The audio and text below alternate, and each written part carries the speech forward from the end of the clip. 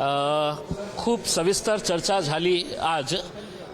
आमचे जे विविध राज्यातून आलेले पार्टीचे अध्यक्ष होते, पदाधिकारी होते, आमदार होते, त्यांनी सविस्तर माहिती दिली आपल्या राज्यामध्ये काय परिस्थिती आहे, आपण कशा प्रकारे आपण पार्टीला तिथे अजून मजबूत करता येईल, त्याच्यासाठी काय काय करण्याची आवश्यकता आहे याच्या बाबतीत त्यांनी आपले मत मांडले।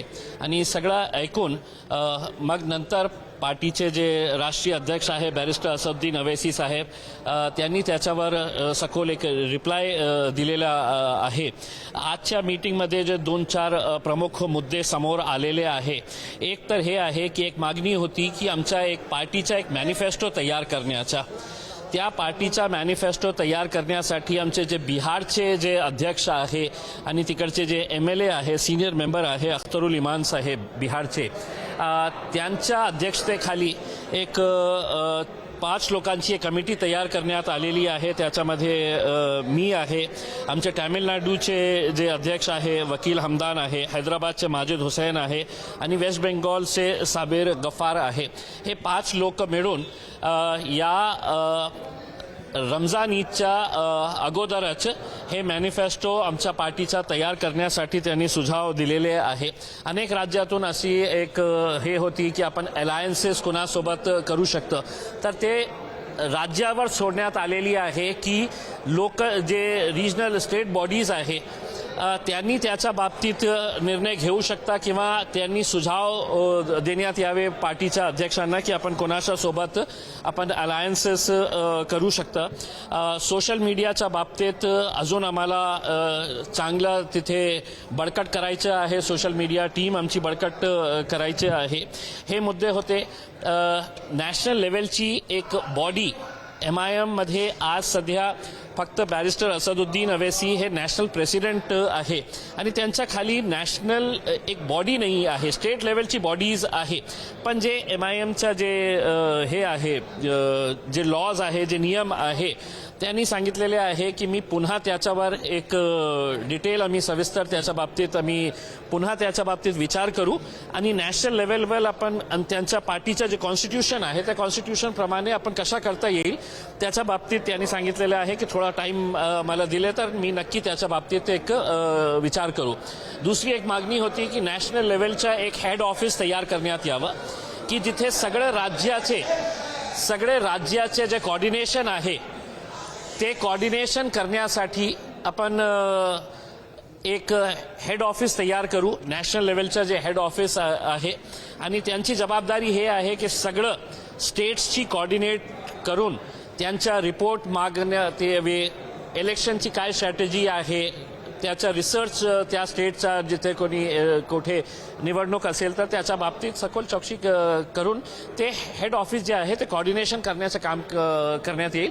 तर बॅरिस्टर असदुद्दीन अवैसी साहेबांनी सांगितलेले आहे की याच्या बाबतीत ते पॉझिटिव्ह आहे आणि त्यांनी निर्णय दिलेला आहे की आम्ही हे काम करणार आहे।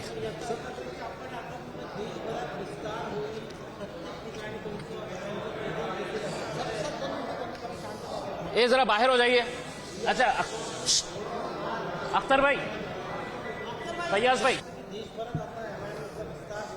काय हे की राष्ट्रीय अधिवेशन ज्या उद्देशाने आम्ही ऑर्गनाईज केलेलं आहे त्याचा मेन एजेंडाच हे आहे की आता आपण अनेक स्टेट्समध्ये आपण आपले पाव पसरलेले आहे, आमचा प्रेझेन्स तिथे झालेला आहे आणि तिथे आपण कशा प्रकारे आपले ऑर्गनायझेशन सेटअपला बळकट करता येईल अनेक चांगले सुझाव याच्यामध्ये आलेले आहे।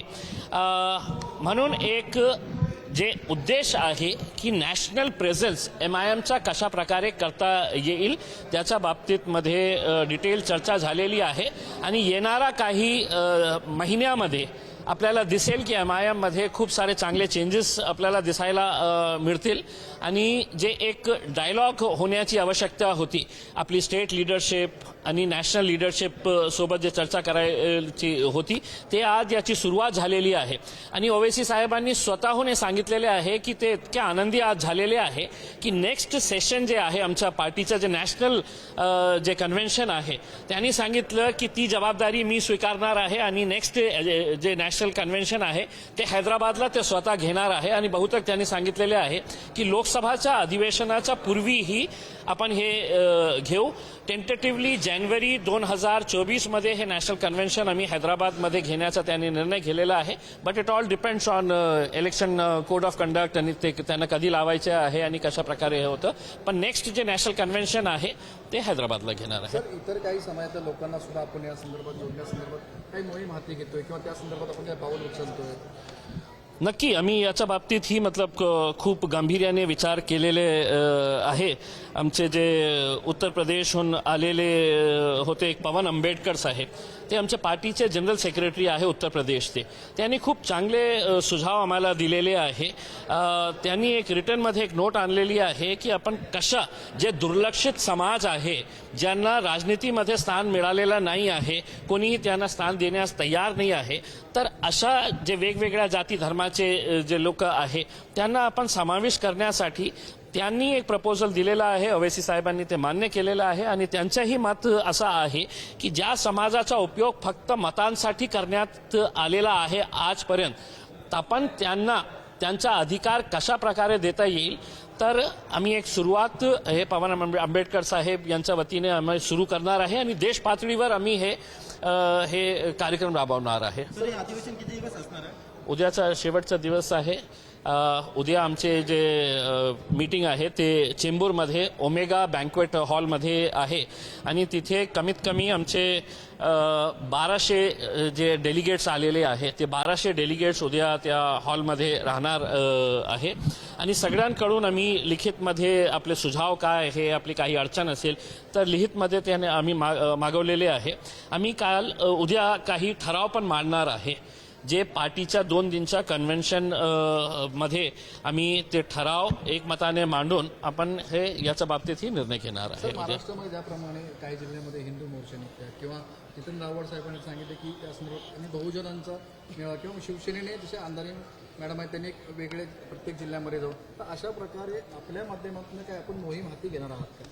मी काय आहे की फक्त ते करत आहे म्हणून मला हे करण्याची आवश्यकता आहे. तसा टिट फॉर टॅट करण्याची आम्हाला काही गरज नाही. आम्ही चांगल्या उद्देशाने एकत्र आलेले आहे. आम्हाला राजनैतिक प्रतिनिधित्व चाहिए आणि आज जे महाराष्ट्रामध्ये खूप दुर्दैव असं वाटतं की आपण फुले शाहू आंबेडकरांचं नाव घेतो, छत्रपती शिवाजी महाराज, छत्रपती संभाजी महाराजांचं नाव घेतो आणि त्या राज्यामध्ये ज्या प्रकारे हे मोर्चे निघत आहे आणि ज्या प्रकारची भाषा त्या मोर्चामध्ये वापरण्यात येत आहे, ज्या प्रकारच्या स्लोगन्स त्यामध्ये वापरण्यात येत आहे, तर मला एक प्रश्न हे येतो की नियम माझ्यासाठीच आहे का, फक्त त्यांच्यासाठी नाही आहे का? मी काही बोललो तर तुरंत केस रजिस्टर करायचं. आज जे काँग्रेसच्या लीडरला प्लेनमध्ये त्यांना उतरण्यात आलेला आहे. आमचा असेल काही वैचारिक मतभेद, राजनैतिक मतभेद आहे, पण तुम्ही किती वेळा असा मुसलमानांना उद्देशून तुम्ही मूल्य सांगितलेले आहे, मिया सांगितलेले आहे, म्हणजे एक अशा प्रकारची जे तुम्ही भाषा जे वापरत आहे, मग तुम चले तो लीला और हम करे तो सब ढीला. हाँ, ये ऐसा तो नहीं चलेगा ना. कानून सबके लिए है. अगर जो कानून मोदी जी के लिए है वो कानून मेरे लिए भी है. उसके लिए उनके लिए कोई अलग कानून बना है, बीजेपी के लिए अलग है, ये सेना के लिए अलग कानून है और इस देश के मुसलमानों के लिए अलग कानून है. तो हम ये चाहते हैं कि अगर इस देश के अंदर कानून जिंदा है तो वो दिखाना पड़ेगा कि हाँ कानून जिंदा है और वो जिंदे कानून के तहत जो भी लोग इस तरह की हरकतें कर रहे हैं उनके खिलाफ कार्रवाई होनी चाहिए. सर, परवा अरे सुबह से मैं यही तो कह रहा हूँ मेरे नाम के भी. या संदर्भात आता परत एकदा आंदोलन करणार आहात का? म्हणजे जे नामकरण जे परत झालेलं आहे त्या 2 शहराचं, तुम्ही आधी आंदोलन केलं परत एकदा त्या भूमिकेत तुम्ही येणार आहात? की बाबा माझा जे भूमिका आहे ते स्पष्ट आहे आणि माझा विरोध याच्यासाठी आहे की आम्ही काही निर्णयावर आम्ही समाधानी नाही आहे. तर आम्ही कुठे जातो? तर आम्ही कोर्टात जातो. आम्ही कोर्टात गेलेले आहे ऑलरेडी. हे मुद्दा जे आहे ते हायकोर्टाने ऐकलेला आहे. हायकोर्टाने नोटिसेस इश्यू केलेले आहे आणि ते असून सुद्धा जेव्हा एका मॅटर सबज्युडिस असतं तर कोर्टापेक्षा आम्ही किती मोठे आहे हे दाखवण्याचा प्रयत्न जे भारतीय जनता पार्टी आणि शिवसेनाने केलेला आहे, मग त्याच्या विरोधात आम्ही बोलायचं नाही आहे का? मग बंद करून टाका ना, कोर्ट बंद करून टाका. मग तुम्हाला सगळे निर्णय घ्यायचे असेल मग अदालत बंद करून टाका. कोर्टामध्ये जाण्याची आवश्यकता काही नाही आहे की आता डेमोक्रेसी संपलेली आहे देशामध्ये, डिक्टेटरशिप आहे की देवेंद्र फडणवीस ने सांगितलं की ऐसा होगा तो ऐसा होगा, और अगर नहीं तो फिर मतलब हमारे को कोई रास्ता ही नहीं बचता है. हम आएंगे, सड़क के ऊपर आएंगे, आंदोलन तो करेंगे जरूर. सर मोदी आता परवा येऊन गेलेले आहेत किंवा बीजेपी मुस्लिमांच्या कार्यक्रमाला येऊन गेले परवा त्या याच्यामध्ये. आता बीजेपीने आव्हान केलं की मुस्लिमांनी आता बीजेपी बरोबर जॉईन व्हावं म्हणून. देखिए मैं समझता हूं कि इस मुल्क का मुसलमान किसी के साथ भी जुड़ सकता है, लेकिन भाजपा के साथ नहीं जुड़ सकता है, क्योंकि भाजपा ने इस मुल्क के अंदर जिस तरह की घटिया राजनीति करी है और इस मुल्क को जो तोड़ने का काम किया है वो भारतीय जनता पार्टी. इस मुल्क का सबसे बड़ा अगर कोई गुनाहगार है तो वो भारतीय जनता पार्टी है. तो चाहे मोदी साहब कह ले या कोई भी आके कह ले, वो उनकी सभाओं के अंदर 2-4-6 लेके आ सकते हैं, बिठा सकते हैं, दे सकते हैं, लेकिन इस मुल्क का मुसलमान भारतीय जनता पार्टी के साथ जाएगा करके ये मोदी साहब और अमित शाह साहब ने ख्वाब में देख ले तो वो बेहतर है. हकीकत में ये होने वाला नहीं है.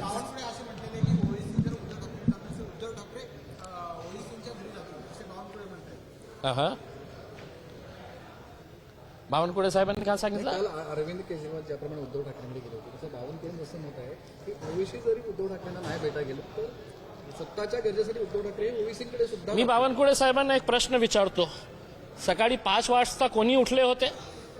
आज ज्यांच्या विरोधात आहे तुम्ही, सकाळी 5 वाजता कुणाच्या सोबत सत्ता स्थापित केली होती, का केली होती ते विसरले का आपण? हमको जो चाहिए तो वो सब जायज है इसमें. कि 5 बजे गवर्नर को नींद में से उठाया गया था कि उठो हम सरकार बना रहे हैं करके, उस वक्त वो सब जायज था. आज है तो अजीत पवार आपका दुश्मन हो गया है, लेकिन सरकार जब बन रही थी तो हाथ मिलाते हुए कैसे हंसते हंसते फोटोज खींच रहे थे. बावनकुळे साहेबांना ते फोटो विसरले असेल तर त्यांचा नंबर माझ्याकडे आहे, मी त्यांना ते फोटो पाठवणार आहे. सर भाजप नेते मंगल प्रभात लोढा असं म्हणतात आहे की एमआयएमची जी मानसिकता आहे ती भारतासाठी चांगली नाही. कौन म्हणता? मंगल प्रभात लोढा भाजप नेते. अच्छा, ये 900 चूहे खा के हज को चली है, मतलब ऐसा मामला है उसमें. और मंगल प्रभात लोढ़ा अगर ये बोल रहे हैं तो इससे बड़ा जोक कोई हो नहीं सकता है. मैं मंगल प्रभात लोढ़ा के साथ एक आमदार की हैसियत से काम किया हूं और मैं इस महाराष्ट्र के अंदर कुछ कट्टर नेताओं को अगर मानता हूं तो उसमें मंगल प्रभात लोढ़ा है. और ये इस महाराष्ट्र राज्य का दुर्भाग्य है कि उनको जो मंत्री पद दिया गया है महिला और बाल कल्याण, अब ये महिलाओं का क्या कल्याण करेंगे और बाल कल्याण क्या करने वाले हैं ये उन्हीं वही बता सकते हैं. लेकिन मुझे काम करने के लिए मंगल प्रभात जैसे लोढ़ाओं के सर्टिफिकेट की जरूरत नहीं है. तुम्हारे है तो बिल्डिंगा बनाइए, पैसा कमाइए लोढ़ा साहब उसमें, और कुछ कल्याण अगर वक्त मिल गया है तो कुछ महिला और बाल कल्याण के लिए भी काम करिएगा. सर मुंब्रामध्ये आपली रॅली त्याबाबत काय सांगाल? मुंब्रामध्ये आइए वहां पे पटाखे फूटने वाले. सर सलाम बस वालेकुम सलाम.